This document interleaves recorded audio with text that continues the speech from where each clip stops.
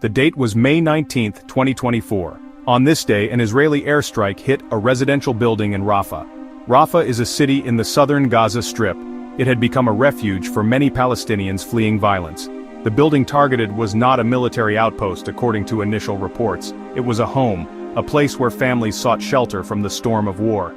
The airstrike shattered the fragile sense of relative safety. It came suddenly, ripping through the neighborhood.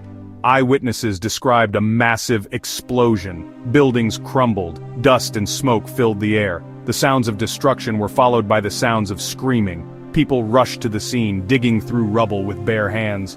The incident quickly became a focal point for accusations of war crimes. The immediate aftermath of the airstrike was one of carnage and chaos. Initial reports indicated at least 25 people were killed.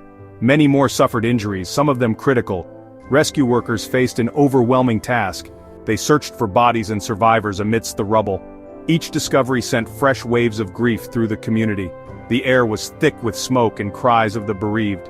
The scene was one of utter devastation. The targeted building was reduced to rubble. Nearby structures were also heavily damaged. Personal belongings lay scattered among the debris. The attack shattered families and communities. The psychological trauma inflicted on survivors would endure. Rafah's hospitals were quickly overwhelmed. They lacked essential medical supplies. Doctors and nurses worked tirelessly. They tried to save lives with dwindling resources. Wounded individuals filled the corridors. This incident exacerbated an already dire humanitarian crisis. Survivors recounted harrowing stories of loss and terror. The Rafah airstrike on May 19, 2024, drew swift and strong condemnation. The United Nations expressed grave concern. UN officials highlighted the attack as a potential war crime. They called for a thorough and independent investigation into the circumstances.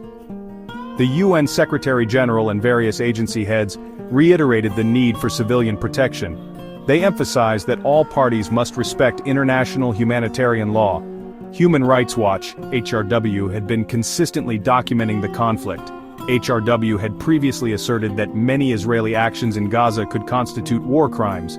They pointed to patterns of attacks that appeared indiscriminate. They also highlighted the massive destruction of civilian infrastructure. Amnesty International also voiced strong condemnation regarding the conduct of the war. By late 2024, Amnesty had published a report. It accused Israel of committing acts of genocide against Palestinians in Gaza. The shared concern among these organizations was palpable. They focused on the apparent lack of distinction in targeting. They demanded that those responsible be held accountable for their actions. The Israeli Defense Forces, IDF, provided its own account of the Rafah airstrike. They stated that the targeted building was not merely a civilian residence. The IDF claimed it was being used by Hamas militants.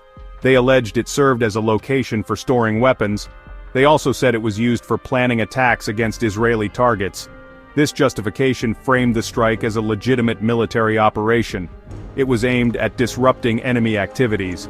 Furthermore, the IDF asserted that it had issued warnings prior to the strike. They claimed that civilians in the vicinity were advised to evacuate the area. This is a common Israeli practice. They often use methods like leaflet drops, phone calls, or roof knocking with small, non-explosive munitions. The IDF maintained that such precautions were taken. They argued this was done to minimize civilian casualties. However, these Israeli claims were immediately disputed. Local sources in Rafah and survivors of the attack painted a different picture. Many residents and eyewitnesses reported receiving no warnings. The discrepancy between the official Israeli account and witness testimonies became a critical point of contention. It fueled further demands for an impartial investigation into the incident. The Rafah airstrike of May 19, 2024, did not occur in a vacuum. It was part of a much larger, devastating conflict.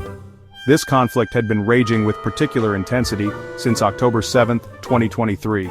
Israeli military operations in Gaza had been extensive. They involved widespread aerial bombardments and ground incursions.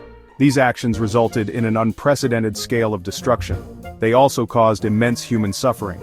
Amnesty International, in its research covering the period from October 7, 2023, to April 20, 2024, documented numerous alarming cases.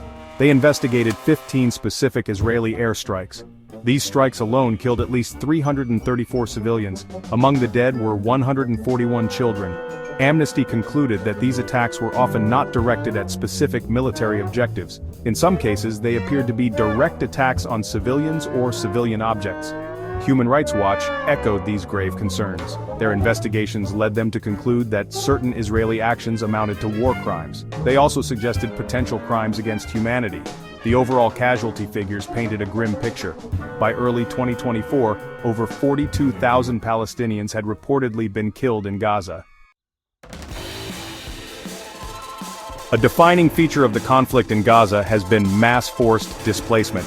Since October 2023, Israeli military orders and operations have uprooted a vast majority of Gaza's population. Human Rights Watch reported that over 90% of Gaza's 2.2 million residents were displaced. This amounts to approximately 1.9 million Palestinians. Many were forced to flee their homes with little more than the clothes on their backs. They sought safety in increasingly shrinking areas of the Gaza Strip. This displacement occurred on a scale rarely seen in modern conflicts. Many families were uprooted multiple times. They were pushed from one safe zone to another, only to find those new areas also came under attack. They endured inhumane conditions. Shelter was often inadequate, consisting of flimsy tents or overcrowded, damaged buildings. Access to clean water, food, and sanitation was severely limited. These repeated displacements inflicted immense psychological trauma. They also created a constant state of fear and uncertainty for hundreds of thousands of people. The conflict has plunged Gaza into an unparalleled humanitarian catastrophe. Essential services, already strained by years of blockade, collapsed under the weight of war. Access to food, clean water, sanitation, and healthcare became severely disrupted. The Israeli blockade, tightened significantly after October 7, 2023, exacerbated the crisis. It severely restricted the entry of vital humanitarian aid. This included food, medicine, fuel, and other essential supplies. The civilian population bore the brunt of these restrictions. The northern part of the Gaza Strip faced a particularly acute crisis. Relentless bombardment and severe restrictions on aid led to widespread starvation. Reports emerged of people resorting to desperate measures to survive. They ate animal fodder or grass. The United Nations and aid agencies warned of famine conditions. The entire population of Gaza faced high levels of acute food insecurity. This was a man-made crisis. It was a direct consequence of the conduct of hostilities and the siege conditions imposed on the territory. The conditions imposed by Israel led to widespread malnutrition, hunger, and the spread of disease. Hospitals, if still functioning, were overwhelmed and undersupplied. In response to the escalating crisis and mounting allegations of atrocities, calls for international justice grew louder. Both Amnesty International and Human Rights Watch urged the International Criminal Court, or ICC, to expedite its ongoing investigation. They called for probes into alleged war crimes and crimes against humanity committed by all parties. Amnesty International went further.